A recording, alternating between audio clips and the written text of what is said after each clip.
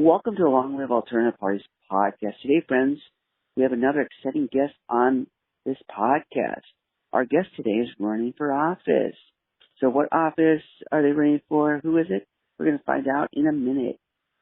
So welcome to our show, and please tell us your name and your party and what you're running for.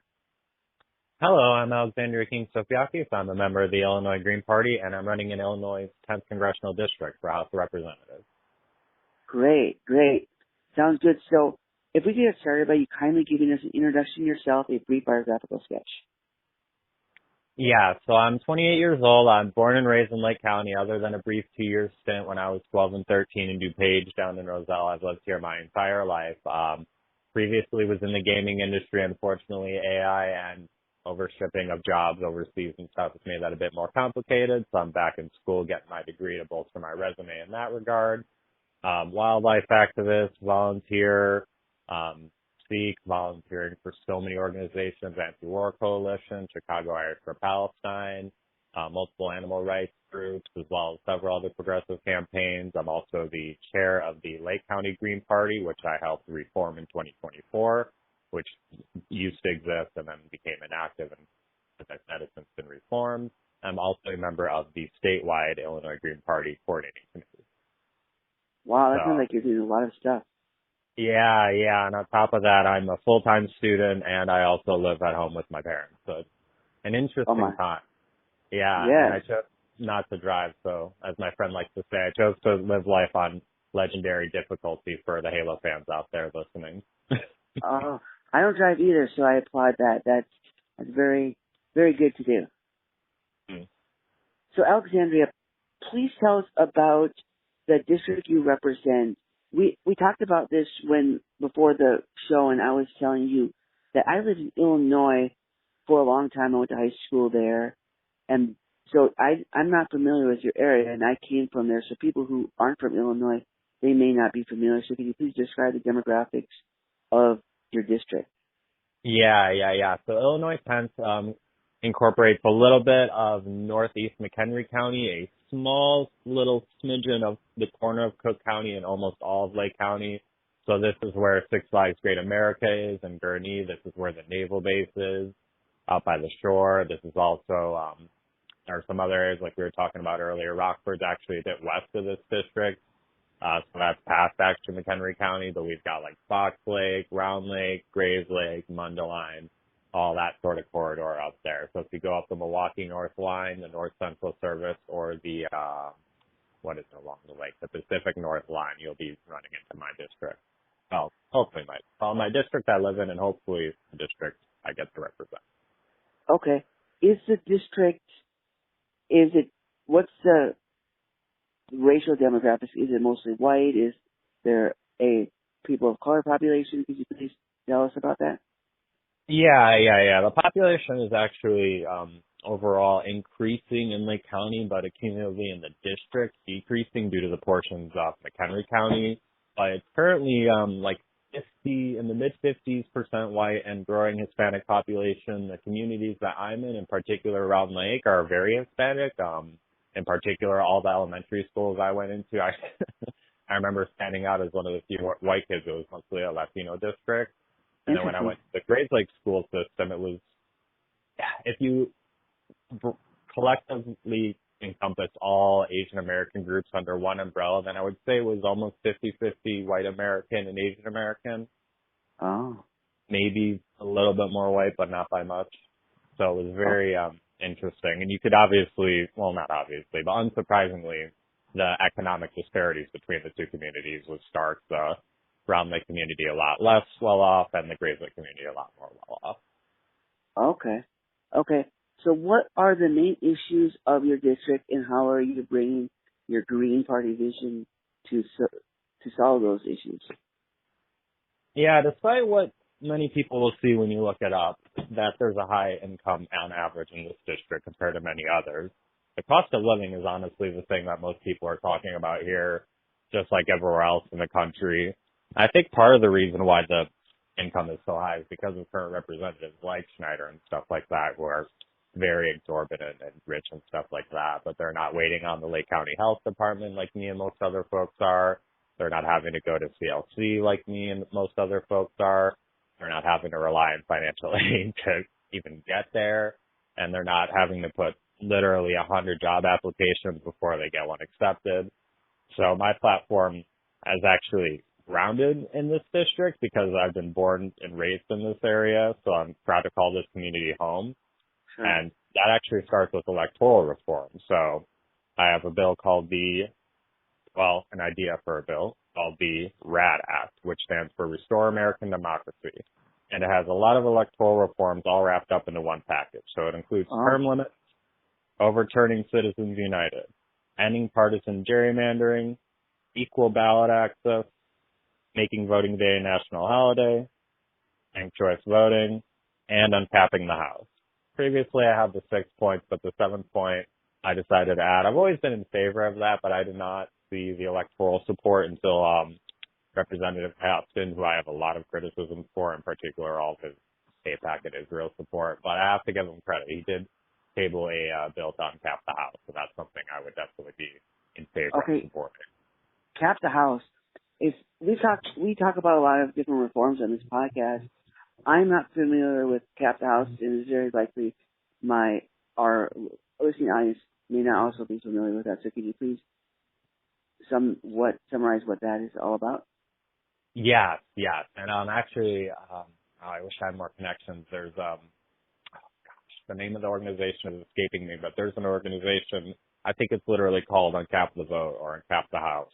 Oh. And they've been but organizing and lobbying a bunch of legislators and people and stuff to get in support of this. Basically, long story short, in the middle of the 1900s, we artificially capped the number of representatives in the House to 435. And so historically, House of Representatives members used to represent maybe 100, 200,000 people. And now, like the current district, Illinois 10th, has well over, let me look at the exact, 749,775 as of 2024, the exact population. No single representative can adequately serve that many people.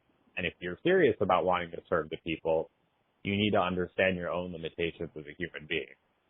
And so, for one, it'll make, even if we don't get, say, for example, Citizens United overturned, this will help counter that a lot because it's easy to buy, say, 500 races between the House and the Senate. But you double or triple that and make it more equitable proportionally to the population. Are they going to be able to buy out, 1,000 races? Perhaps, but it'll be a lot harder. And then not just that, but the districts will be able to be more geographically concentrated, particularly if we get rid of the partisan gerrymandering. And so that'll mean the representative will actually be able to speak on behalf of your issues. Because one of the issues I'm noticing right now in this district is we have 3 very economically distinguished areas, which like as a country collectively is great. But as a representative trying to speak for the people, it's hard because the concerns for, say, rural farmers in McHenry County is not always the same as a suburban family in Round Lake, which itself is also not the same as someone in like downtown Waukegan. These are 3 very differently economically interested groups, and you want all of them to thrive, but you're not going to be able to serve all of them if sometimes their interests are going against one another. Oh, yeah, that makes sense. So this plan, this reform, so you want to add more representatives to Congress? Is that the way to solve it? Yes, with one very important caveat. I would only accept this if there was some way for the public to rein in the representatives' income, basically. I know a lot of people, especially on the left, actually are in favor of increasing the income of people in Congress because they think it'll disincentivize them taking big money and stuff like that. I, for one, call me an optimist, but I'm of the opposite opinion. I find it very weird that basically they get to set their own wage when they are, in theory, working for the people. Like, in no other form of employment do the workers entirely set their own wage. Like, the boss of Congress is the people. They should be setting the wage of Congress. So if there was some asterisk of that, then I would absolutely support increasing the number of representatives in the House. There's some debate within people who advocate for that as saying, and let's get rid of the Senate, because if it's just promotion of expanding the House, a lot of people that have justified concerns about our government are just going to see it as a further expansion of the government. Awesome. And I'm open to that. The thing is, I just don't see the political will in the electorate or in Congress for that part to happen. But if it did change, I'd be open to it. Okay. That's great. Yeah, that's something new. So, pardon my ignorance, that was something new I learned today. That's great. So, what is your strategy for reaching the voters? Yeah. It's going to be a very difficult one because as we've been seeing with the death of a lot of local journalism and stuff like that, there's not a whole lot of places that are exclusive to Lake County. So you either pretty much, one, have to knock on doors. Well, one of three things. One, knock on doors. Two, be there during the parades and these in-person events. And then three, get on the big TV channels like MSNBC, CNN. Schneider gets to be on there all the time. He's a long-serving congressman. He gets millions of dollars. He accepts super PAC money. There's no way I'm ever going to realistically be able to compete with him on the big media platforms.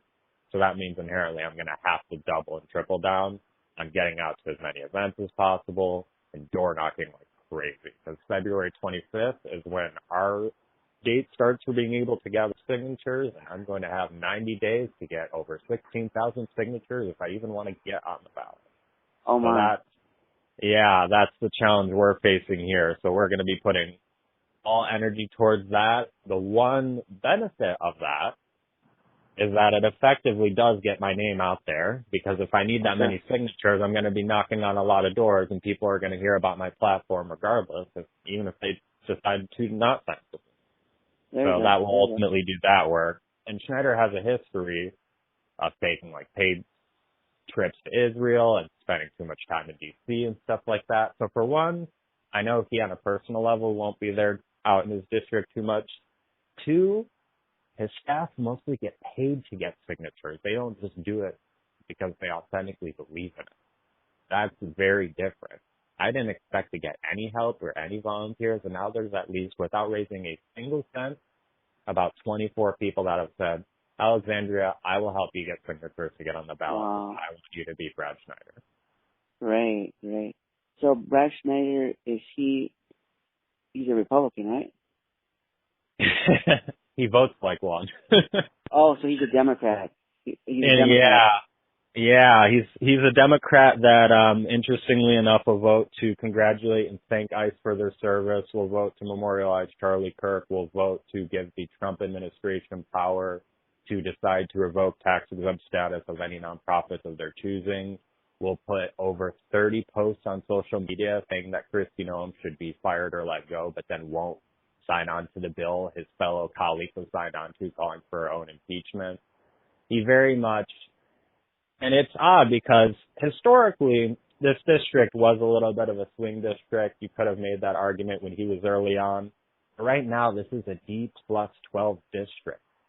He's won his last 5 straight races by an average of 22.4%. He does not, this is not, and his primary challenger, Morgan Coghill, is making this point, and I agree with him on that he's still trying to play the old school playbook when it doesn't work. And if you look actually at his foreign policy and stuff like that, I very much see the same thing. He keeps doing the same old and not wanting to change anything. And it's like, the definition of insanity is doing the same thing over and over and expecting better results. Sure. Okay. So earlier, if I remember correctly, you mentioned that you belong to an organization to support the Palestinians. Did I remember correctly? Yeah. Okay. So then I would assume that you are opposed to what the state of Israel is doing in Gaza right now. Yes, that's something that is the starkest contrast, I would say, between me and Schneider. Some people, and there's on certain occasions there's some truth that you could tie certain progressive Democrats and the Greens as being a broadly left bloc that agrees on specific issues. But me and him could not be further apart. He still to this day will say that he is a proud Zionist. He is far more pro-Israel in his rhetoric than even most of his members in Congress, which if you look at the polling and how the media is covering it, both independent and mass media, the the congressional delegation of Democrats are widely perceived as being widely out of tune with their own base. So one stark contrast between me and Schneider is that he's a avowed passionate Zionist and I'm running on a blatantly anti-Zionist platform. If I were to ever be fortunate enough to get on MSNBC or CNN or any of that, I would be the first candidate to, when they inevitably throw up the question, does Israel have a right to exist? Say, no. I think people have a right to exist. I think life has a right to exist. I don't think states inherently have a right to exist, particularly when they're committing such blatant war crimes. And of course, there's going to be the counter arguments of, oh, you're an anti-Semite, et cetera, et cetera. But the thing is that I'm not going to be fooled by that because I've experienced actual, genuine anti-Semitism growing up, despite not being Jewish myself. So I recognize what that is. I don't want to repeat some of the things like while we're talking, but let me put it this way. It would definitely get my YouTube video like demonetized and taken off if I repeated the words that people have said to me growing up in a YouTube video. So. Okay. So I understand the nuance of that. Okay, so you're making a sharp line between legitimate anti-Semitism that is vile and disgusting versus advocating for the Palestinians. Mm-hmm. Yeah, anti-Semitism and anti-Zionism are not synonymous, and Brad Schneider has even said on the congressional floor that people are like using Zionists as a code for Jew and anti-Zionists are actually just anti-Semites. I could not more passionately disagree.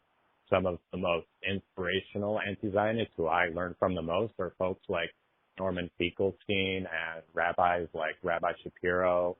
So to say that the Jewish faith is synonymous with the state of Israel is just not something I support. And not just that, but from my observation, it seems to be having the opposite effect where it's making a lot of my Jewish comrades and friends less safe. Whenever Israel tends to get into conflict, regardless of how it goes, that's when they tend to have more security threats towards them. And when Israel's not doing so much, it tends to be a lot safer for them. And I don't think that's a coincidence. Okay.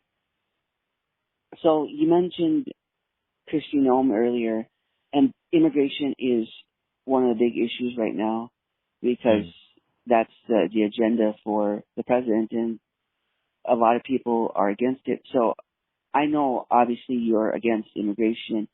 So my question to you is, how do you think we should handle immigration? What do you think is the solution to immigration? Yeah, when I look at not just at United States, but I look at empires, historically multicultural ones that were prominent on the world stage, the amount of investment it takes to dissuade people from wanting to emigrate is just a far worse economic investment than it would be to regulate that process, to integrate that people. To put it in a simple metaphor, for all the money we spend on one single ICE agent, we could probably have 3 or 4 immigration judges. And not just that, but a single immigration judge can probably handle peacefully 10, 20 times the amount of cases that these ICE agents do. Because you have to keep in mind, since they're constantly breaking the law and constantly breaking precedent, all their actions are getting caught up in court too, which is just causing everybody more time, more headache, more money. But if the whole process had legal support in the first place, it would be a lot more straightforward. And also, we need to stop doing this thing where we set up a certain path to citizenship, people follow the rules, and they're in the process of doing that, and they're here legally, and then we suddenly take out the rug from under them, change the definition, change the rules. And so now, even though they came here legally, and were applying for citizenship illegally, and broke no laws, since we now have changed the laws, they're now technically an illegal alien or whatever. Like, that's just so unjust and so foolish because they're so relevant to our economic base. America's never going to be self-sustaining if we don't have all this immigrant labor working in our farms and factories. Like, it's antithetical to a lot of the messaging that talks about America first and American independence and stuff like that while they're taking billions of dollars from Israel and constantly hampering our economy. I mean, if you look at all the places that ICE goes to, it completely crushes the economy. The local economy too, not just like Walmart and the supermarket and stuff like that, but families, community businesses, people that are literally trying to live the American dream, even the type of people that are trying to make sure that things like stereotypical like Republican nuclear families and stuff like that. We're all getting economically hit whenever they come down. Yeah, I would imagine I was telling my mom and I were talking about that yesterday. She came out for a visit, and I was saying I bet these businesses got to hate the ICE people coming because it's so terrible for the businesses. Mm-hmm. Okay, that sounds like a reasonable approach to immigration. So, are there any other issues on the national stage that you would handle in your administration that you want to address in your campaign? Yes, I think actually there's a very interesting window, and the thing that tipped me off to this was a vote, and I can't remember the name of the exact bill, but it had to do with barred, not barn, barred owls.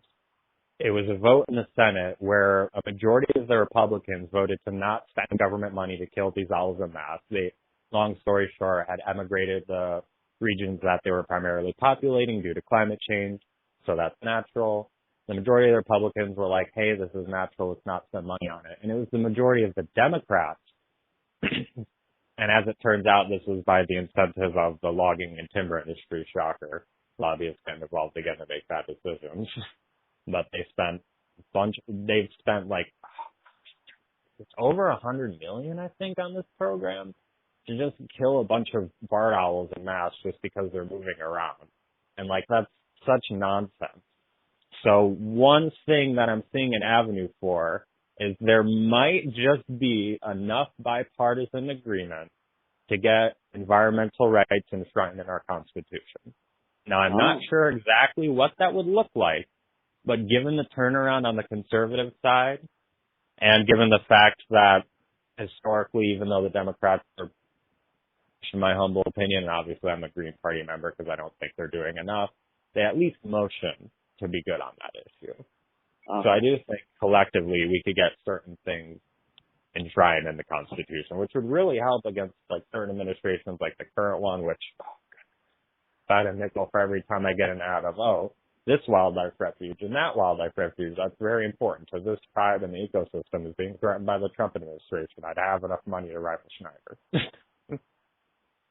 Okay. That's a good thing to do. So, Alexandria, how can our audience support you and your campaign? Yeah, our website is currently in progress. It's just going to be my name. That's one of the nice things about having a rather unique name. You can find me on Facebook, Instagram, Blue Sky, Substack, and YouTube, all Alexandria Keating-Sofiakis. If you see on Facebook one, that's my regular name, and the 4IL10. Go for the 4IL10 one. That's my political page.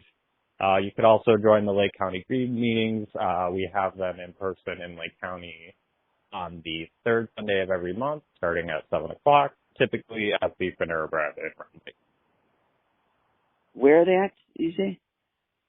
The Panera Bread in Rhode Lake. Oh, okay. All right, Alexandria, we thank you for coming on the podcast and telling about your campaign and the activism you've been doing. Thank you for having me. I'm looking forward to hearing the next episode. Great. We wish all the best in your campaign and everything else you do in your personal and professional life. Thank you. Take care.